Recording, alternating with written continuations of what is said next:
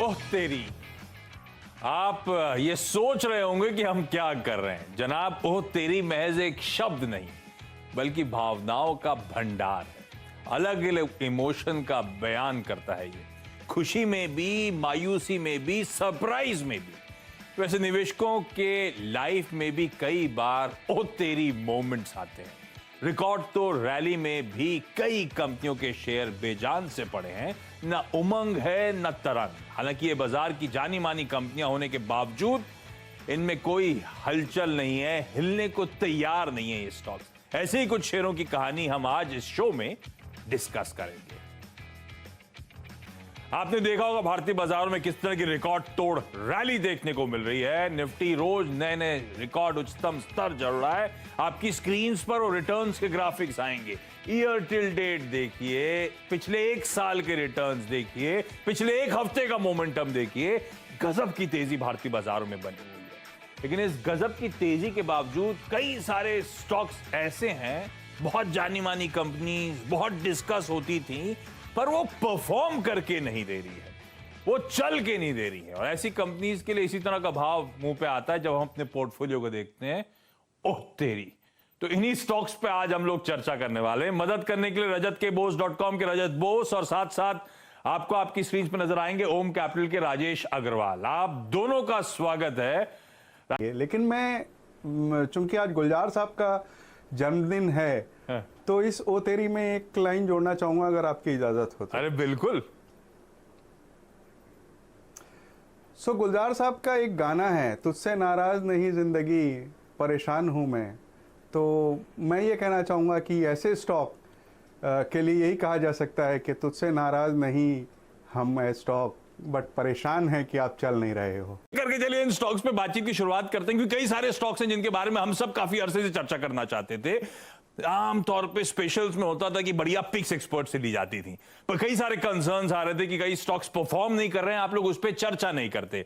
तो कोशिश यही थी कि इस तरह के शोज में अब थोड़े से ये लेगार्ड्स पर हम लोग बातचीत कर लें। बहुत नामचीन कंपनीज हैं, हो सकता है इनमें से कईयों के फंडामेंटल्स अच्छे हो सकता है इनमें से कईयों में कमाई के अभी भी मौके बन रहे हो, और हो सकता है इंतजार का वक्त खत्म हो चुका है, ये स्टॉक्स हमें इवेंचुअली डंप कर देने चाहिए। चलिए तो बातचीत की शुरुआत करते हैं, एक एक करके वो सारे स्टॉक स्क्रीन पर आएंगे। डॉक्टर साहब, सबसे पहले रजत दा के लिए लेकर आइए, ओह तेरी स्टॉक है आईडीएफसी फर्स्ट बैंक। उसके ग्राफिक्स प्लीज स्क्रीन पे दिखाइएगा। ये स्टॉक 44-45 सीएमपी मतलब आसपास इस समय का भाव समझ लीजिए 44-45 के आसपास चल रहा है। साल के हाईस थे 69 के, तो वहां से ये स्टॉक 36% नीचे है। और साल के हाई छोड़िए, उससे पहले स्टॉक ने ऑलमोस्ट 80 के लेवल्स देखे हुए हैं, तो वहां से तो ये स्टॉक ऑलमोस्ट आधा 45% इस समय अपने उन हाई से नीचे कामकाज करता हुआ। हम रिटेल को बहुत उम्मीदें हैं रजत दा इस स्टॉक से, और मैं कई बार चैनल पे जब क्वेरीज लेता हूं तो कई सारे लोग आईडीएफसी फर्स्ट बैंक में इन्वेस्टेड हैं। हम सबको होप है कि ये शायद कल का एक बैंकिंग स्पेस का मल्टी बैगर होगा, पर इस समय भाव में वो नजर नहीं आ रहा। बनेगा ना मल्टी बैगर रजत दा? देखिए आशीष, मल्टी बैगर बनेगा या नहीं वो तो अभी बोलना मुश्किल है, क्योंकि ये अपना 200 दिन का मूविंग एवरेज, 200 हफ्ते का मूविंग एवरेज सबको तोड़ ताड़ चुका है। और जब तक ये 48 के ऊपर नहीं चले जाते और उसके ऊपर सस्टेन नहीं कर पाते हैं, तब तक इसमें कोई फ्रेश बाई करके कि हम नीचे की लेवल पे लिया है फिर चलेगा ऊपर, ऐसा बोलना मुश्किल है। लेकिन आपके साथ साथ मैं बोलना चाहता हूँ, ओह तेरी, शायद कैपिटल फास्ट रह जाता। तो कैपिटल फर्स्ट का समय तो याद है, क्या रिटर्न्स कमा के दिए थे उस स्टॉक ने। ओह तेरी मोमेंट है हम सब के लिए आईडीएफसी फर्स्ट। तो रजत दा कह रहे हैं फॉर द टाइम बीइंग तो शायद इस स्टॉक से हम लोग को एग्जिट करना चाहिए, और अंटिल एंड अनलेस 48 के ऊपर decisively IDFC first bank trade नहीं करता, शायद इसके हालात नहीं सुधरे। पर अग्रवाल सर, ये इस पे थोड़ा सा फंडामेंटल नजरिया भी चाहिए होगा क्विकली। ये रखना है क्या लॉन्ग टर्म के लिए आज से, या इससे बेहतर बैंकिंग में विकल्प मौजूद है मेरे पास? देखिए, लॉन्ग टर्म से मेरा मतलब इस स्टॉक के लिए होगा वेरी लॉन्ग टर्म। और ये क्या मतलब हुआ? 2-5 साल के लिए इंतजार अच्छा। करता हो तो हो सकता, मतलब ये हो कि 2-5 साल के लिए कोई इंतज़ार करने की चाहत रखता हो तो अलग बात है, बट शॉर्ट टर्म में मुझे इससे बेहतर अपॉर्चुनिटीज़ आपको आईसीआईसी बैंक या एचडीएफसी बैंक और सबसे बेस्ट इन पूरे पायदान पे कहा जाए तो कोटक महिंद्रा बैंक पड़ता है। तो अननेसेसरी इसमें उलझने का कोई फ़ायदा नहीं है। मैं समझता हूँ इन तीनों बैंक्स में कोई में भी एक निवेश किया जाए तो लंबी अवधि में अच्छे रिटर्न बैठ सकते हैं। छोटी अवधि में बात करें तो वोडाफोन में इनका एक बहुत बड़ा एक्सपोजर है, अगर वहाँ पे कुछ दिक्कत निकल कर आती है तो और प्रेशर देखने मिलेगा स्टॉक में। ओवरहैंग बना हुआ है तो थोड़ा सा देखिए, फंडामेंटली टेक्निकली दोनों तरफ कंसर्न्स आपके सामने। आईडीएफसी फर्स्ट बैंक को लेकर लॉन्ग टर्म, बहुत लॉन्ग टर्म 3-5 साल का टाइम होराइजन हो सकता है, एक अच्छा रिटर्न दे दे, पर इस समय पेन है और इस समय जो एक्सपोजर है उसको लेकर कंसर्न्स हैं स्ट्रीट में। यही रीजन है ये स्टॉक थोड़ा सा ठंडा इस समय कामकाज कर रहा है। तो स्ट्रैटेजी आप लोगों की स्क्रीन पर, ये होल्ड जो है ये वेरी लॉन्ग टर्म के लिहाज से है, अदरवाइज इस समय के लिहाज से तो ये एग्जिट है। इससे बेहतर बैंकिंग में विकल्प आपको नजर आएंगे। बैंकिंग की बात हुई तो एक और स्टॉक स्क्रीन पर लेकर आइएगा, बंधन बैंक। राजेश सर, ये स्टॉक के रिटर्न से पहले दिखा देता हूं। अमूमन 290 के आसपास ये स्टॉक इस समय आपको कामकाज करता हुआ नजर आएगा। साल के हाई से 430 के, वहां से 1/3 हो गया, मतलब 2/3 रह गई वैल्यू। 32-33% साल के हाई से नीचे ट्रेड करता हुआ। प्रीवियस पीक था 700 के ऊपर का, तो वहां से 58% का वैल्यू इरोजन बंधन बैंक दिखा चुका है। और राजेश जी, ये अच्छी खबरें भी आई मेरे ख्याल से। कल ही हम लोग एक अच्छी खबर पर रिएक्ट करने की कोशिश कर रहे थे कि असम सरकार कुछ ऐसा करने वाली है कि दिसंबर वाला जो मोरेटोरियम था बढ़ाकर मार्च कर देंगे, बहुत बॉटम लाइन में वैल्यू ऐड होती हुई शायद नजर आए। स्टॉक ने रिएक्ट करके नहीं दिया, तो अच्छी खबरों पे भी अब ये बंधन बैंक रिएक्ट नहीं करता। कौन से बंधन में फंस गया भाई? देखिए, ये वाकई वो तेरी की बात है कि 700 रुपए का स्टॉक 16,500 के निफ्टी में अभी भी 1/3 के वैल्यूएशन पे उपलब्ध है। लेकिन हमें ये नहीं भूलना चाहिए कि 4,000 से ऊपर बैंकिंग आउटलेट्स हैं इसके, जिसमें 1,000 के आसपास ब्रांचेज हैं और 3,000 के ऊपर डीएससीज हैं। जो दिक्कतें हैं वो पहले तो शेयर होल्डिंग पैटर्न को लेकर के थी, जो कि अब लगभग सॉल्व हो चुकी हैं। ग्रुप फाइनेंस के मर्जर के बाद इसमें न केवल बैंकिंग का आपको एक्सपोजर मिलता है, बल्कि हाउसिंग फाइनेंस का भी एक्सपोजर मिलता है। और लंबी अवधि में मैं समझता हूँ कि बहुत अच्छे रिटर्न दे सकता है, क्योंकि एक तो चला ही नहीं है, दूसरे वैल्यूएशंस बहुत अट्रैक्टिव है। हालांकि इस बार एनपीएस थोड़े बढ़कर आए थे, लेकिन जिस तरह की खबरें आसाम से निकल कर आई हैं, जहाँ कि इनका बहुत बड़ा एक्सपोजर है, मुझे लगता है कि अब एक समय आ गया है कि जहाँ पर एक लंबी अवधि के लिए यहाँ कॉल लेना चाहिए। और मुझे आश्चर्य नहीं होगा अगर ये 1.5 साल की अवधि में यहाँ से मौजूदा स्तर से 30 से 40% तक के रिटर्न दे दे। तो ये फिर अट्रैक्टिव हो गया। बंधन बैंक बीटन डाउन है, कोई शक नहीं, और इन लेवल्स पर शायद अब वैल्यूएशंस अट्रैक्टिव होते हुए नजर आ रहे हैं। इन लेवल्स पर उम्मीद जाग रही है कि अब इवेंचुअली ये स्टॉक यहां से कुछ अच्छे रिटर्न्स दे सकता है। तो फंडामेंटली तो बंधन बैंक रखा जा सकता है। एक मीनिंगफुल 30-35% का अपसाइड ये तेरी स्टॉक आपको दे सकता है। अगला स्टॉक रजतदा के लिए डॉक्टर साहब, स्क्रीन पर एक और बैंक, क्योंकि कई सारे बैंक्स में हम रिटेल में बहुत चर्चा सुनी थी और ये सब मामला फंस रहा है, इसलिए पहले बैंक्स और फाइनेंशियल्स निपटा देता हूं, फिर बाकी पॉकेट्स पे जाऊंगा। अगला है आरबीएल बैंक। डॉक्टर साहब, स्क्रीन पे आरबीएल बैंक के ग्राफिक्स आ गए। 170 अमूमन इस समय का भाव है आरबीएल का। साल के हाई 274 के, तो 38% साल के हाई से नीचे ट्रेड करता हुआ। और इस स्टॉक ने भी पहले 700 प्लस के जोन्स देखे हुए हैं।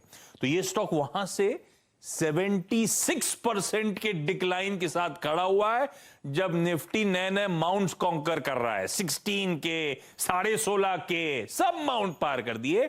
ये भाई साहब 78%, 76% नीचे। शेयर होल्डिंग पैटर्न्स भी आपकी स्क्रीन पर आ रहा है। मैं दिखाना चाहता था कितने इंस्टीट्यूशंस का भरोसा बना हुआ है, प्रमोटर्स का कितना स्टेक है, पब्लिक के पास कितना माल पहुंच चुका है, वो सब डिटेल्स में जा नहीं रहा हूं, ग्राफिकली आपके वो रिप्रेजेंट कर रहे हैं डॉक्टर साहब बढ़िया तरीके से।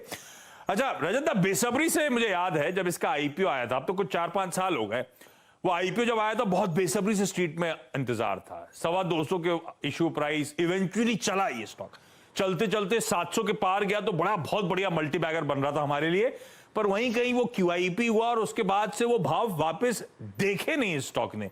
रजत, अब व्यू क्या बनता है आरबीएल बैंक पे? अब तो कहानी ये हो गई है कि वो लड़का बढ़िया है, लेकिन ये ऐब है। अब उस ऐब में ऐसा है कि वीक अर्निंग्स हैं, एलिवेटेड स्ट्रेस है चार्ट्स पे, या आप तो टेक्नो फंडा भी देखते हैं। क्या माहौल है सर, क्या करना है आरबीएल बैंक पे? देखिए, पहले तो ये चीज बोलना चाहिए कि इसका लॉन्ग टर्म ट्रेंड जो है डाउन है, वो तो आप कितना विस्तार पे बताया है, और इसका शॉर्ट टर्म ट्रेंड काफ़ी ज़बरदस्त रूप से एक डाउन ट्रेंड चल रहा है, और इंटरमीडिएट ट्रेंड जो है वो साइडवेज जैसा लगता है।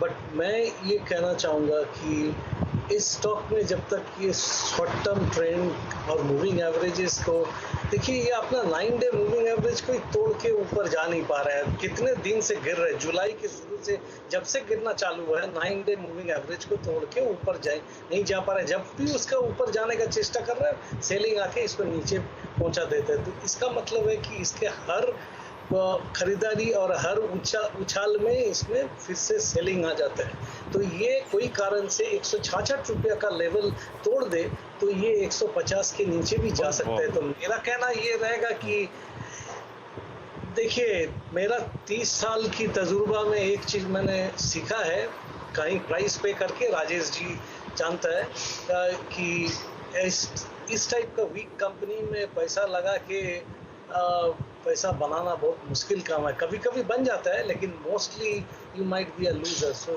हम तो इसमें पैसा लगाने का सलाह नहीं देंगे सलाह। तो एक डाउन ट्रेंड पे है और फर्दर डाउन साइड्स खुल सकते हैं 10-20 टके के। हो सकता है ये स्टॉक 150 के नीचे स्लिप होता हुआ नजर आए। तो रजत दा का तजुर्बा कहता है ऐसे डाउन ट्रेंड वाले स्टॉक्स में दाव नहीं लगाना है, एग्जिट करना ही एक बेहतर रणनीति, एक बेहतर विकल्प। कुछ जाने माने बैंकिंग स्टॉक से अब एक जानी मानी एनबीएफसी की तरफ बढ़ रहा हूं। एलआईसी हाउसिंग फाइनेंस की डिटेल्स एक्टर आप स्क्रीन पे लेकर आइए राजेश सर के लिए। 390 मोटा मोटी इस समय भाव इस स्टॉक का, साल के हाईस 542 के, तो 28-30% साल के हाईस से नीचे। और एक ग्राफिक में नजर नहीं आ रहा, वो इससे पहले जो प्रीवियस पीक बनी थी साल के हाई से पहले की कहानी, 750 के प्लस के जोन देखे हुए हैं। तो वहां से तो एग्जैक्टली आधा होके एलआईसी हाउसिंग फाइनेंस कामकाज करता हुआ। और राजेश सर, इसके जब अच्छे दिन थे ना तो ढेरों पॉजिटिव, हाउसिंग के लिए एक बहुत बढ़िया प्रॉक्सी बेट बोला जाता था, पर स्टॉक मेरे ख्याल से सारे पॉजिटिव्स को आउटवे कर रहा है इसकी वीक एसेट क्वालिटी। क्या करूं एलआईसी हाउसिंग फाइनेंस पे? ये तो बाजार की चाल से एकदम विपरीत चल रहा है। आशीष जी, इससे पहले कि मैं एलआईसी हाउसिंग पे आऊं, आपको एक पुरानी कहानी 1 सेकंड के लिए ना आप टाइम लीजिए, मजा आता है उसमें, ज्यादा मजा आता है मुझे। हाँ। जब मैं रिसर्च की दुनिया में पहली बार आया था ना, I was acting as a intern, माना पहली बार इंटर्न के हिसाब से ज्वाइन किया था, और रजत दा रिसर्च हेड हुआ करते थे। तो मैंने इनके अंडर में अपनी जिंदगी की पहली रिपोर्ट एलआईसी हाउसिंग पे ही बनाई थी। रजत दा को अच्छी तरीके से याद है, ये तब बाय बनाया था 30 रुपया का दाम था, 10 रुपया की पेड अप हुआ करती। बाय बनाया था सर, और हमारी कंपनी ने 10% स्टेक लिया था इसमें। अच्छा। और कम से कम 15 साल उस स्टेक को होल्ड किया था। ये और जम्मू कश्मीर बैंक दोनों एक साथ बनाए थे मैंने। आई वॉज एन इंटर्न, रजत दा वॉज रिसर्च हेड। सो मैंने इनसे ही सब कुछ सीखा है, इनके गाइडेंस में। ये है एलआईसी हाउसिंग की। अगर बात की जाए तो आज की डेट में भी मैं समझता हूं कि तो इस केस में राजेश सर एक चीज, इमोशंस अटैच है आपके स्टॉक से, उन इमोशंस को डिटैच करके बताइएगा। बिल्कुल है, नहीं इमोशंस बिल्कुल डिटैच करके बताऊंगा, लेकिन मैं फिर भी कहना चाहूंगा कि बहुत से लोग आज की डेट में रियल स्टेट में बहुत बुलिश हो रहे हैं कि उसमें ये हो जाएगा वो हो जाएगा। बट मैं ये पर्सनली समझता हूं कि real estate as a play retail निवेशकों के लिए बिल्कुल नहीं है, कि उसमें बहुत सारे कॉर्पोरेट गवर्नेंस के मुद्दे, इन्वेंट्री के मुद्दे और भी पता नहीं क्या क्या जुड़े होते हैं। तो उसका प्रॉक्सी प्ले हाउसिंग फाइनेंस कंपनियां होती है। HDFC would be the first choice, no doubt on that. But अगर सेकंड पायदान पे देखा जाए तो LIC और GIC हाउसिंग फाइनेंस ही रहेंगे। डिविडेंड यील्ड इनकी अच्छी पड़ती है। LIC की पेरेंटेज होने के कारण से इनके कॉस्ट ऑफ फंड्स सस्ते पड़ते हैं। इनके NPAs ठीक ठाक रहते हैं, क्योंकि जो लोन दिया हुआ रहता है वो LIC पॉलिसीज़ के अगेंस्ट में बहुत सारे लोन दिए हुए रहते हैं। प्रोमोटर लोन कम है, रिटेल लोन ज़्यादा है। मैं समझता हूँ कि ये वक्त की बात है जो ये चल रहा नहीं है। इसमें बिल्कुल अगर लंबी अवधि का नजरिया है तो मैं यहाँ पर ऐड की सलाह दूँ। इसमें तो रजत दा ने भी होल्ड की कॉल दी है। रजत दा यही पसंद आ रहा है क्या थोड़ा बहुत? देखिए, होल्ड का कॉल तो दिया है, लेकिन एक चीज बोलना चाहिए, जब राजेश जी पुराने दिनों का याद दिला दे रहे, उसमें जब ये 30 रुपया में राजेश जी ने बाई कॉल दिया था, I was the only person, मेरा अपना हम लोगों का जो बॉस था उन्होंने भी इसको बहुत पसंद करते थे, लेकिन मुझको इतना पसंद नहीं आया था। तो ये क्रेडिट राजेश जी को जाना चाहिए, क्योंकि राजेश जी का काफ़ी उम्मीद था कि ऊपर चलेगा, बट आई वॉज रॉन्ग। हाँ, हम इसका काउंटर में उतना मतलब बुलिशनेस तो दूर का बात, हमको लग रहा था कि इसमें इतना दम नहीं रहेगा, but I was prove wrong. ये बहुत अच्छा चला था, it was a multibagger from there. So but अभी ये जो चार्ट की पोजीशन है, चार्ट की पोजीशन देख के मुझको लगता है कि ये एक ही कंपनी इस 370 के नीचे जब तक नहीं जाता है, और वो भी क्लोजिंग प्राइस बेसिस पे 370 के नीचे नहीं चले, तो इसमें एक बार होल्ड मतलब बने रहिए, और जब ये 414 का लेवल पार कर जाएगा क्लोजिंग प्राइस बेसिस पे, तब इसमें सुधार आएगा, ऊपर की तरफ मूवमेंट होगा। इसमें इतना जल्दी अपना उम्मीदें खो देना नहीं चाहिए। तो आज आपके लिए एक तो कोलकाता का गेट टुगेदर और साथ साथ कुछ बढ़िया स्टॉक पिकिंग का तड़का। तो एचडीएफसी के बाद कुछ पसंद आता है तो एलआईसी, जीआईसी जैसे स्टॉक्स, और अजंता भी कह रहे हैं एक बार ये स्टॉक 414 के ऊपर गया तो फ्रेश बाइंग ट्रिगर होती हुई नजर आएगी। तो इस स्टॉक को होल्ड करें, या फिर जैसे राजेश अग्रवाल साहब कह रहे हैं खरीदारी करने की भी स्टॉक में मौके। क्विकली एक स्टॉक और ले लेता हूं, उसके बाद ब्रेक का समय है। तो राजेश सर, एक स्टॉक हीरो मोटोकॉर्प, सारी नामचीन कंपनियां ढूंढनी है अब, कहने के लिए तो बहुत सारे लैगार्ड्स थे, अंडर परफॉर्मर्स थे, पर कोशिश करी कि जिसकी चर्चा बहुत होती है उन स्टॉक्स को ही मेंशन करूं। हीरो मोटोकॉर्प की ग्राफिक्स आपकी स्क्रीन पर, 3628 साल के हाईज, 24-25% वहां से, और स्टॉक ने भी इसी के आसपास 4000 के आसपास के ऑड लेवल्स देखे हुए हैं, तो वहां से तो और मीनिंगफुल करेक्शन होता हुआ। पर राजेश सर, आपके पास इसीलिए आया हूं क्योंकि इस इंडस्ट्री में अब थोड़ा सा डर लग रहा है, क्योंकि एक गेम चेंजिंग इवेंट, एक बड़ा बदलाव इस इंडस्ट्री के सामने खड़ा हुआ है, वो ई मोबिलिटी का, इलेक्ट्रिक व्हीकल्स का। और मुझे नहीं पता कौन सी कंपनी कितनी एप्ट है उस गेम के लिए, कौन कितना पैर जमा पाएगी, कौन कितनी तैयार है, किसके प्रोडक्ट्स की एक्सेप्टेबिलिटी बढ़ेगी, और ऐसे में हीरो मोटोकॉर्प लेकार्ड बना हुआ है, क्या करूं? देखिए, अगर ई मोबिलिटी की बात की जाए ना, तो मैं समझता हूँ कि भी बहुत वक्त है उसे पूरी तरीके से तोल पकड़ने में, क्योंकि अगर आप अभी जो फिलहाल लॉन्च हुई है टू व्हीलर ओला की, वो 1 लाख रुपए के आसपास आ रही है, जबकि सामने में दूसरी कंपनियों की अगर टू व्हीलर्स ली जाए जो पेट्रोल की है तो बहुत कम दामों में उपलब्ध है। तो मैं समझता हूँ कि उतने हाई प्राइस देने के लिए इस वक्त जो खरीदार है वो तैयार होंगे कि नहीं होंगे, देखना पड़ेगा। और दूसरी बात है कि जो दिग्गज कंपनियां हैं, बजाज ऑटो और हीरो मोटर, वो भी इवेंचुअली हो सकता है कि वो लॉन्च करे ई व्हीकल, तो वो एक जुदा मसला है। हाँ। लेकिन अगर फंडामेंट्स की इस वक्त बात की जाए तो दोनों ही कंपनियां टू व्हीलर्स में, चाहे हीरो मोटर हो चाहे बजाज ऑटो हो, बहुत ही शानदार परफॉर्मेंस दे रही हैं। हाँ। लेकिन दिक्कत हीरो मोटर के साथ ये है कि ये सिर्फ डोमेस्टिक मार्केट पे डिपेंडेंट है, जबकि बजाज ऑटो इंटरनेशनली भी सर्व करती है। तो मैं समझता हूँ कि लंबी अवधि के लिए या मध्यम अवधि के लिए उसमें स्विच कर लेना चाहिए। ठीक बात। अच्छा, हाँ, 1 लाख रुपए और 1,20,000 का वो ओला के दोनों इलेक्ट्रिक स्कूटर्स। पर एक बात ध्यान रखिए भाई, 100 रुपए के पेट्रोल पे 40-50 किलोमीटर का एवरेज, इधर 20 पैसे पे 1 किलोमीटर चलने वाला गेम, तो ये भी हमें थोड़ा सा ध्यान रखना होगा। इसीलिए शायद इलेक्ट्रिक मोबिलिटी थोड़ी महंगी, लेकिन इवेंचुअली बहुत सस्ती पड़ती है सबके लिए। क्विकली, फार्मास्यूटिकल्स में कई सारे लेगार्ड्स हैं भाई, बायोकॉन, वो न्यूलैंड लैब्स, आजकल सब चर्चा कर रहे हैं किस तरह की पिटाई उस स्टॉक की हो रही है, और विंडो फार्मा, एक और लेगार्ड, इन सब पे चर्चा करूंगा। स्टॉक्स पर हमें बातचीत करनी है, तो क्विकली आगे बढ़ता हूं। अगला स्टॉक जो आपकी स्क्रीन पर आएगा वो है बायोकॉन का। 487 साल के हाईज, वहां से ये स्टॉक 24-25% नीचे। वैसे कई सारे pharma stocks of late correct हो चुके हैं, इसमें कोई शक नहीं है। बायोकॉन को इसलिए सिंगल आउट करा क्योंकि कुछ कंसर्न्स हैं। पिछले 2-3 सालों से एबिटा ग्रोथ, मार्जिन स्टैग्नेंट हैं या डिक्लाइन दिखा रहे हैं, और वैल्यूएशंस अभी भी सेक्टर लीडिंग ये कंपनी कमांड कर रही है। ऐसे में रजत दा, बायोकॉन पे क्या करना है? देखिए, पहले तो मैं ये खुलासा कर देना चाहता हूँ कि बायोकॉन में मेरा पर्सनल होल्डिंग है, वो काफी नीचे का लिया हुआ है, बट इतना मैं बोल सकता हूँ कि टेक्निकली स्पीकिंग ये तो इसमें एग्जिट ऑन रैलीज करना चाहिए, क्योंकि इसमें उतना दम कम नहीं लग रहा है। मैं भी वही सोच रहा हूँ कि इससे एक बार निकल जाने से बेहतर है, क्योंकि इसका मूवमेंट देखते हुए यही नजर आ रहा है कि ये हो सकता है कि 350 का लेवल भी छू लेगा और उससे भी नीचे जा सकता है। कोई भी रैली हो, निकल जाए। एग्जिट ऑन रैलीज है बायोकॉन। ध्यान रखिएगा इस स्ट्रैटेजी को। क्विकली एक और फार्मास्यूटिकल प्ले और बिंदो फार्मा स्क्रीन्स पर आएगा। ये अपने 1064 के साल के हाई से 32% नीचे, और हाल में ये सारा करेक्शन ऑफ लेट आता हुआ देखा, और कई सारे रीजंस, वो यूएसएफडी के ऑब्जर्वेशंस, वो वीक यूएस सेल्स या कंसर्न्स जो उन्होंने कॉर्नस फार्मा नाम की कंपनी को एक्वायर करा, जिसके वैल्यूएशंस जिस लेवल्स पे एक्वायर हुआ, या जो डाइवर्सिफिकेशन कर रहे हैं एनिमल हेल्थ स्पेस में, लोग कह रहे हैं डी फोकस हो जाएगी कंपनी, इस तरह के कंसर्न जब पिटता है तो कंसर्न सामने आते हैं। लेकिन अग्रवाल सर, करना क्या है फिर ऑरोबिंदो फार्मा में? बहुत लंबे समय बाद चली थी। देखिए, मेरे ख्याल से ये ऐड करने की अपॉर्चुनिटी दे रहा है। आपने सही कहा कि जब गिरता है तो दुनिया भर के कंसर्न्स आते हैं, but these concerns are giving an opportunity. Valuation बहुत सस्ते हैं, बिल्कुल खरीदारी का ही मौका है। अरे वाह, ऐड करिए, यानी कि स्टॉक में खरीदारी करने के मौके ढूंढिए इस गिरावट के बीच में, वैल्यूएशंस अट्रैक्टिव हो चले इस रीसेंट करेक्शन के बीच।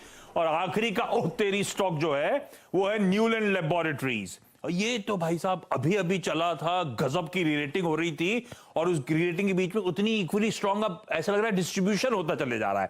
ये स्टॉक 2840 के हाई से अचानक अब 40-45% नीचे, और अब तो ट्रेड टू ट्रेड सेगमेंट पे चला गया। रजत दा, क्या करूं, ये बहुत गजब का करेक्शन आ रहा है।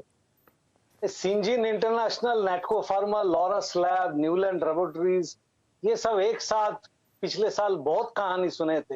उसमें शायद लॉरस लैब अच्छा चल रहा है, और सिंजिन भी नया अपना लिस्ट पब्लिक इशू भी शायद आएगा, बट इसका चार्ट ये बता रहा है न्यूलैंड का कि ये बहुत ही वीक हो चुका है। ये अपना 200 डे मूविंग एवरेज उसको भी तोड़ के ये नीचे आ गया है। अभी जब तक ये 1800 के ऊपर दोबारा नहीं चले तो इसमें खरीदारी करने का सलाह तो नहीं है, वो आपको निकल जाना चाहिए स्टॉक से। तो कुछ चुनिंदा बेट्स ही थे ओतेरी में जिनमें खरीदारी करने के मौके थे, बाय ऑन डिप्स की स्ट्रैटेजी थी। अदरवाइज हमें रॉबिनहुड नहीं बनना है। इन बीटन डाउन स्टॉक्स में से कईयों में अभी भी एग्जिट करने के मौके, शायद कई स्टॉक्स में अभी भी डाउनसाइड खुल रहा है। इस नोट पर रजत दा, अग्रवाल सर, आप दोनों का धन्यवाद।